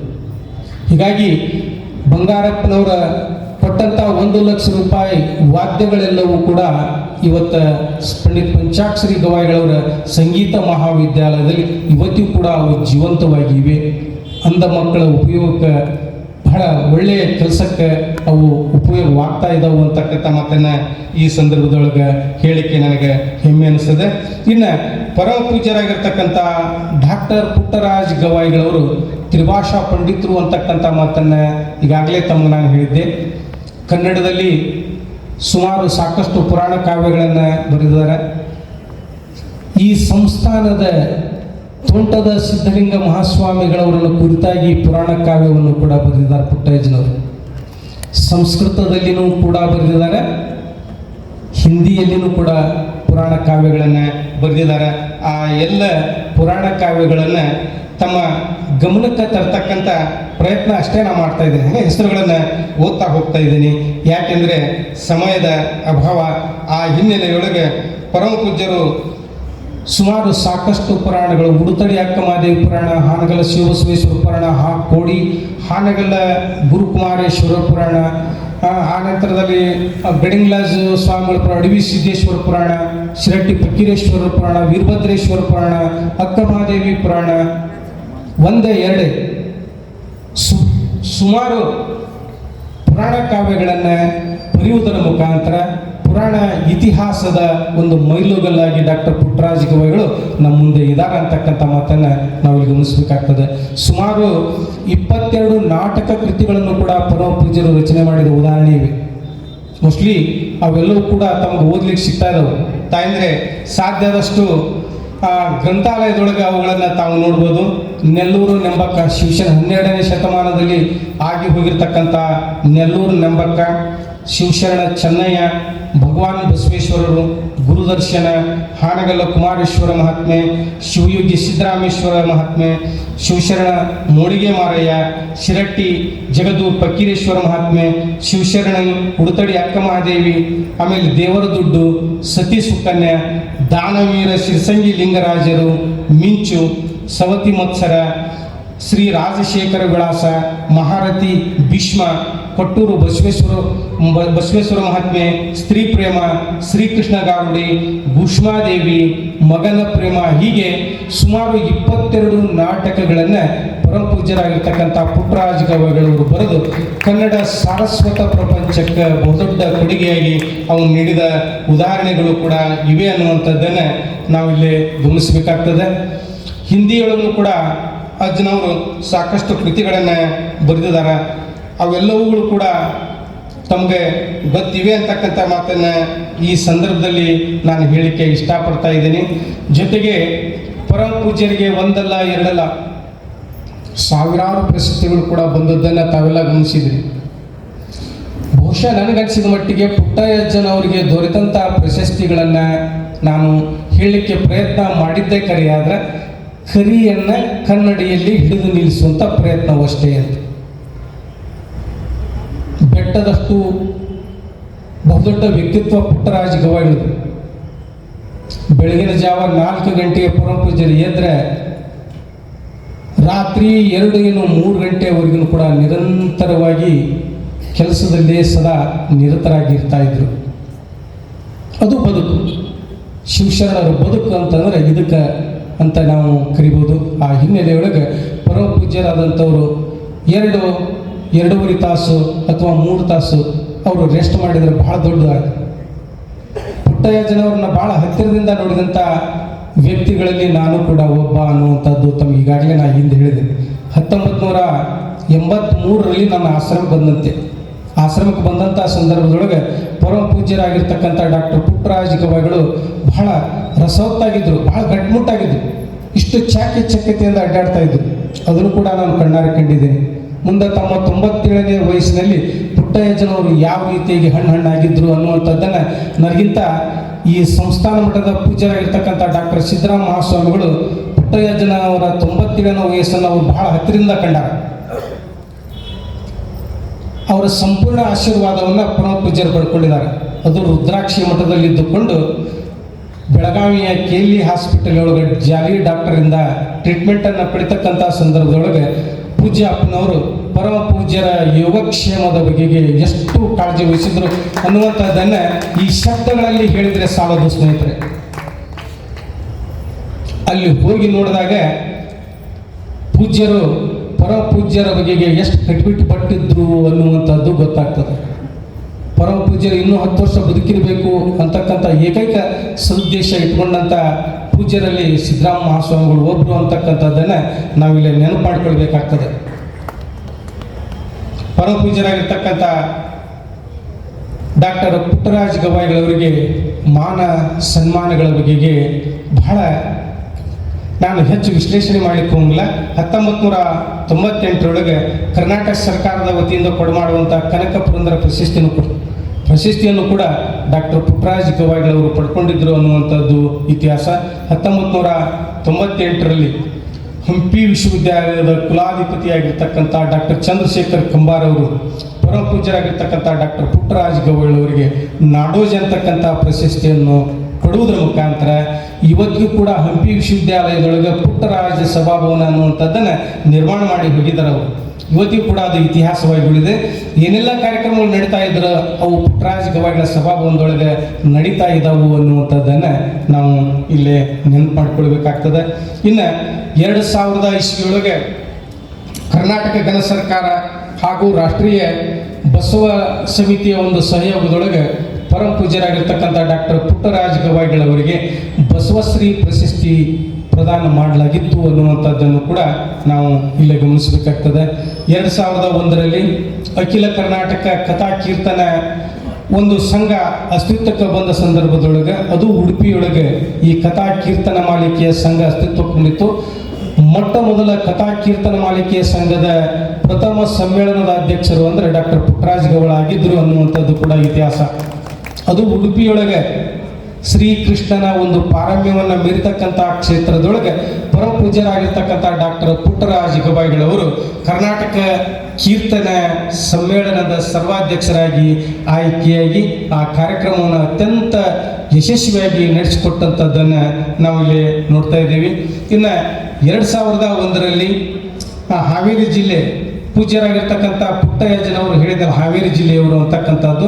ಹೀಗಾಗಿ ಹಾವೇರಿ ಜಿಲ್ಲೆ ಹಾನಗಲ್ ತಾಲೂಕಿನ ದೇವರ ಹೊಸಪೇಟೆ ಗ್ರಾಮದಲ್ಲಿ ಜನಿಸಿದ್ರಿಂದ ಹಾವೇರಿ ಜಿಲ್ಲೆಯ 2ನೇ ಸಾಹಿತ್ಯ ಸಮ್ಮೇಳನದ ಸರ್ವಾಧ್ಯಕ್ಷತೆಯನ್ನು ಕೂಡ ಡಾಕ್ಟರ್ ಪುಟ್ಟರಾಜ ಗವಾಯಿಗಳವರಿಗೆ ಸಂದಿತ್ತು ಅನ್ನುವಂಥದ್ದನ್ನು ತಮ್ಮ ಗಮನಕ್ಕೆ ನಾನು ತರಲಿಕ್ಕೆ ಇಷ್ಟಪಡ್ತಾ ಇದ್ದೀನಿ. ಇನ್ನು ಪರಮ ಪೂಜ್ಯರಾದಂಥ ಡಾಕ್ಟರ್ ಪುಟ್ಟರಾಜ ಗವಾಯಿಗಳವರಿಗೆ ತುಲಾಭಾರ ಚಕ್ರವರ್ತಿ ಅನ್ನುವಂಥ ಹೆಸರನ್ನು ತಾವೆಲ್ಲ ಪುಟ್ಟಯ್ಯಜ್ಜನವ್ರಿಗೆ ಹೆಸರು ಬಂದಾಗ ತಾವು ನೆನಪು ಮಾಡ್ಕೊಳ್ತಾ ಇದ್ರು. ಪುಟ್ಟಯ್ಯಜ್ಜನವರಿಗೆ ಅಸಂಖ್ಯ ತುಲಾಭಾರಗಳು ಈ ನಾಡಿನ ಉದ್ದಗಲಕ್ಕೂ ನಡ್ಕೊಂಡು ಬಂದಿದ್ದವು. ಅದರಲ್ಲಿ ಮೊಟ್ಟ ಮೊದಲ ತುಲಾಭಾರ ಪ್ರಾರಂಭವಾಗಿದ್ದು ಧಾರವಾಡದಲ್ಲಿ. ಆ ಮೊಟ್ಟ ಮೊದಲ ತುಲಾಭಾರ ಉತ್ಸವವನ್ನು ಮುರುಘಾ ಮಠದ ಆವರಣದಲ್ಲಿ ಮುರುಘಾ ಮಠದ ಮಹಾನ್ ತಪ್ಪುಗಳು ಅತ್ಯಂತ ಯಶಸ್ವಿಯಾಗಿ ನಡೆಸಿಕೊಟ್ಟಂಥದ್ದನ್ನು ನಾವಿಲ್ಲಿ ನೆನಪು ಮಾಡಿಕೊಳ್ಬೇಕಾಗ್ತದೆ. ಹೀಗೆ ಪರಮ ಪೂಜ್ಯರಿಗೆ ಮುಂದೆ ಕೆಲ ದಿನಗಳಲ್ಲಿ ಓತಪ್ರೋತವಾಗಿ ನಿರಂತರವಾಗಿ ತುಲಾಭಾರ ಉತ್ಸವಗಳು ನಡೆದುವು ಅನ್ನುವಂಥದ್ದನ್ನು ಕೂಡ ತಾವು ಗಮನಿಸಿದಿರಿ. ಮುಂದೆ ದಾವಣಗೆರೆಯೊಳಗೆ ತಮ್ಮೆಲ್ಲರಿಗೂ ಕೂಡ ಗೊತ್ತಿದೆ, ಒಂದೇ ದಿನದ ಅವಧಿಯೊಳಗೆ ಅದು 2001ರಲ್ಲಿ ದಾವಣಗೆರೆ ಮಹಾನಗರದಲ್ಲಿ 155 ತುಲಾಭಾರಗಳು ಪರಮ ಪೂಜ್ಯರಿಗೆ ಒಂದೇ ದಿನದೊಳಗೆ ಮಾಡಿ ಮುಗಿಸಿದ ಉದಾಹರಣೆ ಇವತ್ತು ಅದಾವು. ಆ 155 ತುಲಾಭಾರಗಳ ಮಾಡಿದ ಸವಿನೆನಪಿಗಾಗಿ ದಾವಣಗೆರೆಯ ಬದಾಮಿ ಪಾಳ್ಯ ಅಂತಕ್ಕಂಥ ಏರಿಯಾದೊಳಗೆ ಕಲ್ಲಿನ ಶಿಲಾ ಮಂಟಪವನ್ನು ದಾವಣಗೆರೆ ಮಹಾನಗರದ ಜನತೆ ಬಹುದೊಡ್ಡ ಬಳುವಳಿಯಾಗಿ ಇವತ್ತು ಸಮಾಜಕ್ಕೆ ಅದೊಂದು ದೊಡ್ಡ ಕೊಡುಗೆಯನ್ನಾಗಿ ನೀಡಿದ್ದಾರೆ ಅಂತಕ್ಕಂಥದ್ದನ್ನು ನಾವೆಲ್ಲ ಇಲ್ಲಿ ನೆನಪು ಮಾಡ್ಕೊಳ್ಬೇಕಾಗ್ತದೆ. ಪರಮ ಪೂಜ್ಯರ ಈ ಒಂದು ಕ್ಷೇತ್ರದಲ್ಲಿ ಏನು ಸ್ಥಾಪನೆಗೊಂಡದಲ್ಲ, ಈ ಥರದ ಒಂದು ಶಿಲಾ ಮಂಟಪವನ್ನು ಪುಟ್ಟಯ್ಯಜ್ಜನವರ ತುಲಾಭಾರದ ಸವಿನೆನಪಿಗಾಗಿ ಅಲ್ಲಿ ಕಟ್ಟಿದ್ದನ್ನು ಇವತ್ತಿಗೂ ಕೂಡ ಅದು ಇತಿಹಾಸವಾಗಿ ಉಳಿದಿದೆ. ಇವತ್ತು ನೀವು ಹೋಗಿ ಅದನ್ನು ನೋಡ್ಬೋದು ಅಂತಕ್ಕಂಥ ಮಾತನ್ನು ಈ ಸಂದರ್ಭದಲ್ಲಿ ನೆನಪು ಮಾಡ್ತಾ, ಆಗಲೇ ಒಂದು ಮಾತನ್ನು ಹೇಳಿದೆ, ಕಡೆಯದ್ದ ವಿಷಯ ಬಂದಾಗ 2007 ಪರಮ ಪೂಜ್ಯರಾಗಿರ್ತಕ್ಕಂಥ ಡಾಕ್ಟರ್ ಪುಟ್ಟರಾಜ್ ಗವಾಯಿಗಳವರ ಈ ಸಂಗೀತ ಸಾಧನೆಯನ್ನು ದೂರದ ಮಧ್ಯಪ್ರದೇಶ ಗುರುತಿಸುವಂಥ ಕೆಲಸ ಮಾಡಿತ್ತು. ಮಧ್ಯಪ್ರದೇಶ ಸರ್ಕಾರ ಪರಮ ಪೂಜ್ಯರಾಗಿರ್ತಕ್ಕಂಥ ಡಾಕ್ಟರ್ ಪುಟ್ಟರಾಜ್ ಗವಾಯಿಗಳವರ ಉಭಯ ಗಾಯನ ಸಂಗೀತದ ಎಲ್ಲ ವಾದನೆಗಳನ್ನು ಲೀಲಾಜಾಲವಾಗಿ ನುಡಿಸ್ತಕ್ಕಂಥ ಸಂಗತಿಯನ್ನು ಮನಗಂಡಿರ್ತಕ್ಕಂಥ ಮಧ್ಯಪ್ರದೇಶ ಸರ್ಕಾರ 2007ರೊಳಗೆ ಡಾಕ್ಟರ್ ಪುಟ್ಟರಾಜ್ ಗವಾಯಿಗಳವರಿಗೆ ಏನು ಮಾಡ್ತಾ ಇದ್ರು, ಕಾಳಿದಾಸ ಅಂತಕ್ಕಂಥ ಸನ್ಮಾನವನ್ನು ಏರ್ಪಡಿಸುವುದರ ಮುಖಾಂತರ ಪರಮ ಪೂಜ್ಯರನ್ನು ದೂರದ ಆ ಮಧ್ಯಪ್ರದೇಶ ರಾಜ್ಯದಲ್ಲಿ ಪರಿಚಯಿಸ್ತಕ್ಕಂಥ ಕೆಲಸವನ್ನು ಕೂಡ ಮಾಡಿತ್ತು ಅನ್ನುವಂಥದ್ದು ಅದು ಇವತ್ತು ಇತಿಹಾಸವಾಗಿ ಉಳ್ಕೊಂಡಿದೆ. ಮುಂದೆ 2009ರಲ್ಲಿ ಕರ್ನಾಟಕ ಸರ್ಕಾರದಿಂದ ಪರಮ ಪೂಜ್ಯರಾಗಿರ್ತಕ್ಕಂಥ ಡಾಕ್ಟರ್ ಪುಟ್ಟರಾಜ್ ಗವಾಯಿಗಳವರಿಗೆ ಪಿಟೀಲು ಚೌಡಯ್ಯನವರು ಅಂತಕ್ಕಂಥ ಪ್ರಶಸ್ತಿಯನ್ನು ಕೂಡ ನೀಡಿ ಗೌರವಿಸುವಂಥ ಕೆಲಸವನ್ನು ಮಾಡ್ತು ಅಂತಕ್ಕಂಥದ್ದು ಇದೆಲ್ಲ ಇತಿಹಾಸ. ಇನ್ನು 2010ರಲ್ಲಿ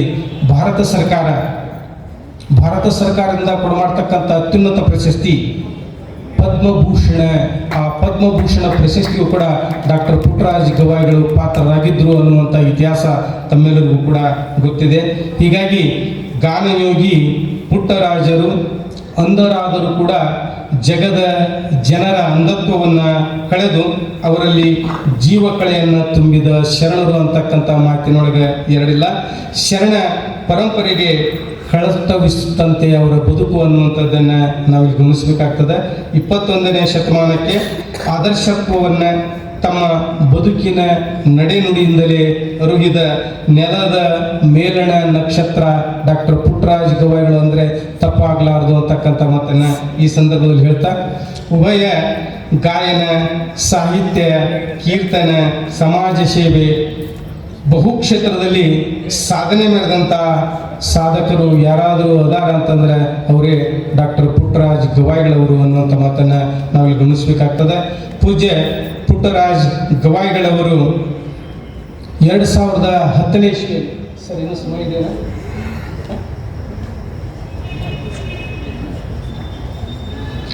ಪರಮ ಪೂಜ್ಯರಾಗಿರ್ತಕ್ಕಂಥ ಡಾಕ್ಟರ್ ಪುಟ್ಟರಾಜ್ ಗವಾಯಿಗಳವರು ಇವತ್ತಿಗೂ ಕೂಡ ಆಶ್ರಮದಲ್ಲಿ ಪ್ರವೇಶ ಬಯಸಿ ಬರ್ತಕ್ಕಂಥ ಯಾವುದೇ ವಿದ್ಯಾರ್ಥಿಗಳಿಗೆ ಯಾವುದೇ ಕಟ್ಟಳೆಗಳನ್ನು ವಿಧಿಸಿಲ್ಲ. ಮುಕ್ತ ಮನಸ್ಸಿನಿಂದ ಬರ್ಬೋದು.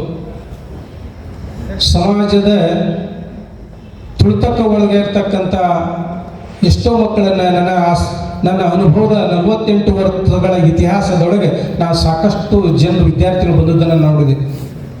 ಬಹಳ ಜನ ಈ ಹುಡುಗ ಭಾಳ ಉಡಾಳದನ್ರಿ, ಇಲ್ರಿ ಈತ ಆ ಕೆಲಸ ಮಾಡ್ತಾನ, ಈತ ಈ ಕೆಲಸ ಮಾಡ್ತಾನ, ಹೀಗಾಗಿ ಊರಿನ ಜನರಿಗೆ ಈತ ಬ್ಯಾಡ ಆಗಿದಾನ ಅನ್ನುವಂಥ ಮಕ್ಕಳೇನದಾವಲ್ಲ ಅವೆಲ್ಲ ಆಶ್ರಮದ ವಿದ್ಯಾರ್ಥಿಗಳು ಇವತ್ತು ಕೂಡ.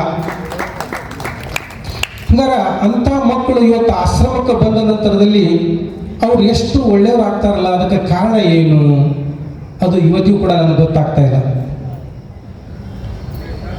ಪಿಕ್ ಪಾಕೆಟ್ ಮಾಡ್ತಕ್ಕಂಥ ವಿದ್ಯಾರ್ಥಿ, ಕಳ್ಳತನ ಮಾಡ್ತಕ್ಕಂಥ ವಿದ್ಯಾರ್ಥಿ, ತಲೆ ಹೊಡ್ತಕ್ಕಂಥ ವಿದ್ಯಾರ್ಥಿ, ಮೋಸ ಮಾಡ್ತಕ್ಕಂಥ ವಿದ್ಯಾರ್ಥಿ, ತಗಲ್ಬಾಜಿ ಮಾಡ್ಕೊಂಡು ಅಡ್ಡಾಡ್ತಕ್ಕಂಥ ವಿದ್ಯಾರ್ಥಿ, ಅವರೆಲ್ಲರೂ ಕೂಡ ಎಲ್ಲಿದ್ದಾರೆ ಅಂದ್ರೆ ಆಶ್ರಮದಲ್ಲಿನೇ ಇದ್ದಾರೆ.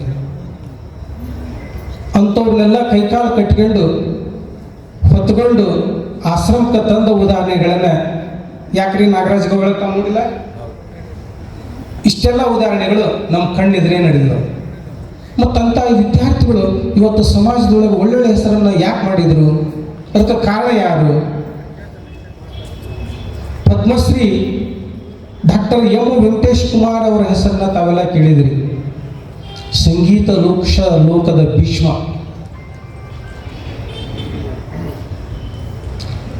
ವೆಂಕಟೇಶ್ ಕುಮಾರ್ ಹಾಡ್ಲಿಕ್ಕೆ ಕುಂತ ಅಂತಂದ್ರೆ ಮೈಯಲ್ಲಿರ್ತಕ್ಕಂಥ ಎಲ್ಲ ನರನಾಡಿಗಳು ಏನಾಗ್ತಾ ಇದ್ದವು? ಝಳಪಿಸ್ತಾ ಇದೆ. ಪಂಡಿತ ಶಿವರಾಜ್ ಗವಾಯಿ, ಪಂಡಿತ ರಾಜಗುರು ಗುರುಸ್ವಾಮಿ ಕಲಿಕೇರಿ, ಪಂಡಿತ ಅರ್ಜುನ್ ಶಾ ನಾಕೋಡ್, ಪಂಡಿತ್ ಕುಮಾರ್ ಗಂಧರ್ವರು, ಪಂಡಿತ್ ಸೋಮನಾಥ ಮರಡೂರು, ಒಬ್ಬರೇ ಇಬ್ಬರೇ ದೊಡ್ಡ ಬಾಲನೆ ಬೆಳೀತದೆ.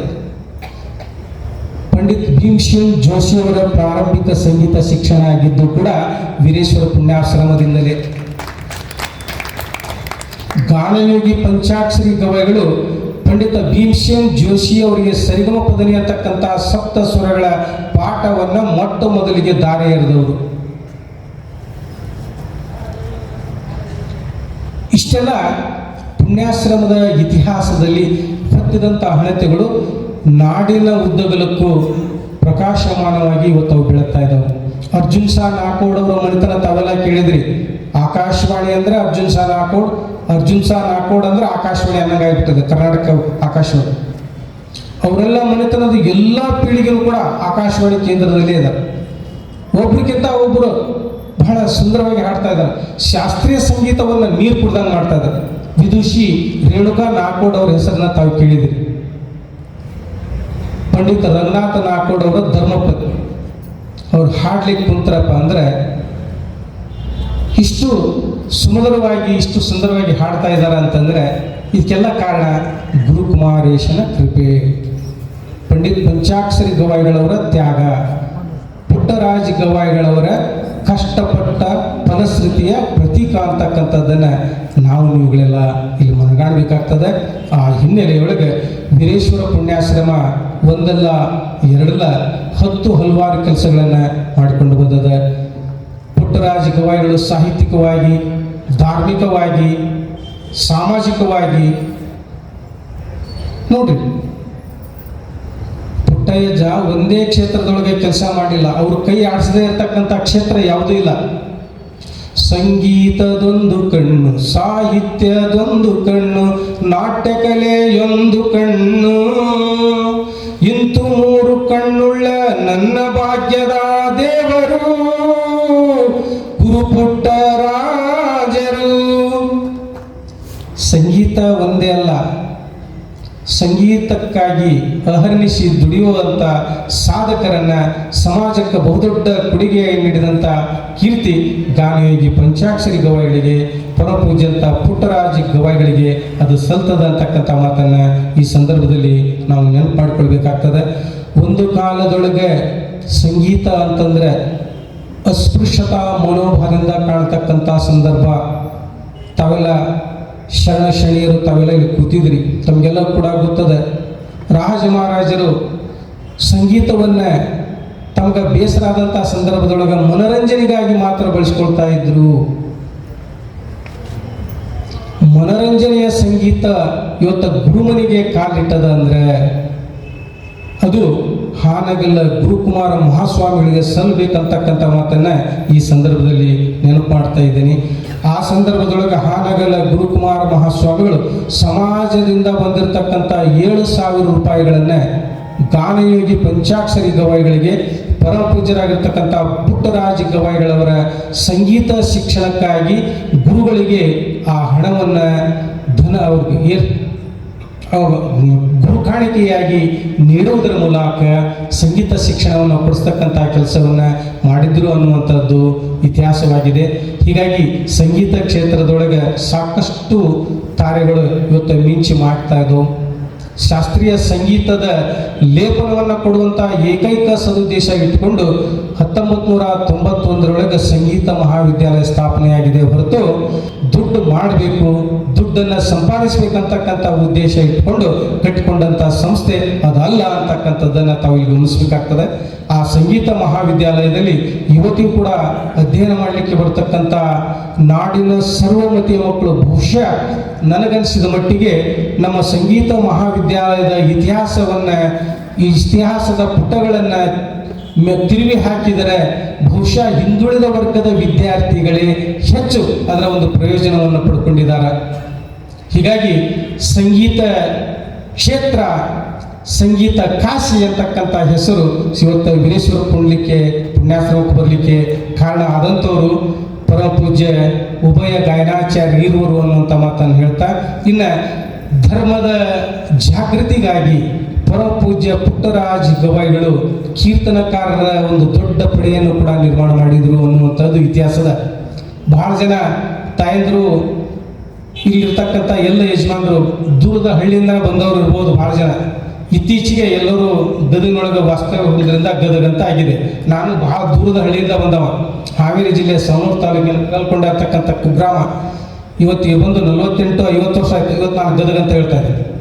ಹೀಗಾಗಿ ಈ ಸಂದರ್ಭದೊಳಗೆ ಪ್ರತಿಯೊಂದು ಹಳ್ಳಿಯೊಳಗೆ ಧರ್ಮ ಜಾಗೃತಿಯ ಕೆಲಸ ಇವತ್ತು ನಡೀತಾ ಇದೆ ಅಂದರೆ ಅದು ಗುರುಕುಮಾರೇಶನ ಕೃಪೆ.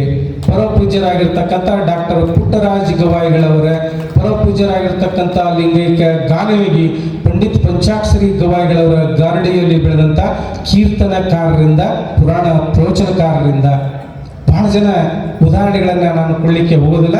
ಒಂದು 3-4 ಜನರ ಹೆಸರನ್ನು ನಾನು ಹೇಳ್ಬೋಲೆ. ಶಿವಯೋಗಿ ಶಾಸ್ತ್ರಿ ಗಡ್ಡದ ಮಠ ಅಂತಕ್ಕಂಥ ವ್ಯಕ್ತಿ, ಧೋತ್ರಗಾಂವ್ ಶಾಸ್ತ್ರಿ ಅಂತಕ್ಕಂಥದ್ದು, ಮಲ್ಲಿಕಾರ್ಜುನ ಶಾಸ್ತ್ರಿ ಹಿರಿಯಾಳ ಅಂತಕ್ಕಂಥದ್ದು, ಎಂ ಭಾರತೀಶ್ ಅಂತೇಳಿ ಈ ತೋಂಟದ ಈ ಸಂಸ್ಥಾನ ಮಟ್ಟದಲ್ಲಿ ಸಾಕಷ್ಟು ಕಾರ್ಯಕ್ರಮಗಳನ್ನು ಅವರೆಲ್ಲ ಕೊಟ್ಟಿದ್ದಾರೆ. ಇಂದಿನ ಪುಟ್ಟಯ್ಯಜ್ಜನವರ ಪೀಳಿಗೆಯಲ್ಲಿ ಪಂಡಿತ್ ಎಂ ಕಲಿನಾಥ ಶಾಸ್ತ್ರಿ, ಪಂಡಿತ ಸಿದ್ದೇಶ್ವರ ಶಾಸ್ತ್ರಿ ತೆಲ್ಲೂರ, ಶಿವರಾಜ್ ಶಾಸ್ತ್ರಿ, ಬಹಳ ಜನರು, ಅದು ದೊಡ್ಡ ಒಂದು ಹಿಂಡ ಅದು. ಇವರೆಲ್ಲ ಸಮಾಜದ ಕೋರೆಗಳನ್ನು ತಿದ್ದುವುದರೊಂದಿಗೆ ಸಮಾಜದೊಳಗೆ ಧರ್ಮ ಜಾಗೃತಿಯನ್ನು ಬೆಳೆಸುವಂತಹ ಕೆಲಸಕ್ಕೆ ಕೀರ್ತನಕಾರರ ತಂಡವನ್ನು ಕೂಡ ಪುಟ್ಟಯ್ಯಜ್ಜನವರು ತಮ್ಮ ಶ್ರೀ ವೀರೇಶ್ವರ ಪುಣ್ಯಾಶ್ರಮದ ಮುಖಾಂತರ ಮಾಡಿಕೊಂಡು ಬಂದರು ಅನ್ನುವಂಥದ್ದು ತಮಗೆಲ್ಲ ಗೊತ್ತಿದೆ. ಇದರ ಜೊತೆಗೇನೆ ನಾಟ್ಯ ರಂಗ, ಆಗಲೇ ಹೇಳಿದೆ, ಇವತ್ತಿಗೂ ಕೂಡ ಜೀವಂತವಾಗಿ ಬದುಕಿದೆ. ಪುಟ್ಟಯ್ಯಜ್ಜನವರೇ ನಾಟಕಕಾರರಾಗಿ ನಾಟಕ ರಚನೆಗಳನ್ನು ಮಾಡುವುದರ ಮುಖಾಂತರ ನಾಟಕ ಕೂಡಿಸುವಂಥ ಕೆಲಸ, ಅಭಿನಯಿಸುವಂಥ ಕೆಲಸ, ಜೀವಂತವಾಗಿ ಉಳಿಸ್ಕೊಂಡು ಬರ್ತಕ್ಕಂಥ ಕೆಲಸವನ್ನು ಕೂಡ ಮಾಡಿಕೊಂಡು ಬಂದಿದ್ದಾರೆ. ಇದರೆಲ್ಲದ ಒಂದು ಪ್ರತೀಕವಾಗಿ ಇವತ್ತು ವೀರೇಶ್ವರ ಪುಣ್ಯಾಶ್ರಮದ ವಿಶ್ವದ ನಾಡಿನ ಮೂಲೆಯಲ್ಲಿ ತನ್ನ ಹೆಸರನ್ನು ಅದು ಚಾಚಿಕೊಂಡದ. ಅದಕ್ಕೆಲ್ಲ ಈ ತೋಂಟದ ಸಿದ್ಧಲಿಂಗ ಮಹಾಸ್ವಾಮಿಗಳವರ ಕೃಪಾಶೀರ್ವಾದ ಅಂತಕ್ಕಂಥ ಮಾತನ್ನು ಹೇಳ್ತಾ, ಒಟ್ಟಾರೆಯಾಗಿ ಪರಮ ಪೂಜ್ಯ ಡಾಕ್ಟರ್ ಪುಟ್ಟರಾಜ ಗವಾಯಿಗಳವರು ತಮ್ಮ 97ನೇ ವಯಸ್ಸಿನಲ್ಲಿ, ಇನ್ನೊಂದು 3 ವರ್ಷ ಕಂಡಿದ್ರೆ ಶತಮಾನೋತ್ಸವ ಆಗ್ತಿತ್ತು. ಮೋಸ್ಟ್ಲಿ ಆ ಶತಮಾನೋತ್ಸವಕ್ಕೆ ಆ ಅಂಚಿಗೆ ಬರಲಿಕ್ಕೆ ಸಾಧ್ಯವಾಗಲಿಲ್ಲ. ಅನಾರೋಗ್ಯಕ್ಕೆ ಒಳಗಾಗಿರ್ತಕ್ಕಂಥ ಪರಮ ಪೂಜ್ಯ ಡಾಕ್ಟರ್ ಪುಟ್ಟರಾಜ ಗವಾಯಿಗಳವರು 2010 ಅವರು ಲಿಂಗೈಕ್ಯರಾದರು ಅಂತಕ್ಕಂಥ ಸಂಗತಿ. ಆ ಒಂದು ಸಂದರ್ಭವನ್ನು ಇವತ್ತು ನಾವು ನೆನಪು ಮಾಡಿಕೊಳ್ತಾ, ಅವರ ಹುಟ್ಟುಹಬ್ಬದ ಈ ಒಂದು ಶುಭ ಸಂದರ್ಭದಲ್ಲಿ ನಾಡಿನ ಎಲ್ಲ ವಿದ್ವನ್ಮಣಿಗಳನ್ನು ಕರೆಸಿ ವೇದಿಕೆಯ ಮುಖಾಂತರ ಪರಮ ಪೂಜ್ಯರ ಈ ಸ್ತುತ್ಯಾರ ಕಾರ್ಯವನ್ನು ಗುಣಗಾನ ಮಾಡ್ತಕ್ಕಂಥ ಕೆಲಸ ನಾಡಿನ ಮೂಲೆಗಳಲ್ಲಿ ಕೂಡ ನಡೀತಾ ಇದೆ. ಅಂತ ಬಹುಸ್ತುತ್ಯಾರ ಕಾರ್ಯವನ್ನು ಪರಮ ಪೂಜ್ಯರು ತಮ್ಮ ಶ್ರೀಮಠದೊಳಗೆ ಅತ್ಯಂತ ಯಶಸ್ವಿಯಾಗಿ ಈ ಕಾರ್ಯಕ್ರಮವನ್ನು ನಡೆಸ್ಕೊಳ್ಳಿಕ್ಕೆ ಅಪ್ಪಣೆಯನ್ನು ಸನ್ಮಾನದ ಮುಖಾಂತರ ಮಾಡಿದರು. ಹೀಗಾಗಿ ನನಗೂ ಬಹಳ ಖುಷಿಯಾಗಿದೆ.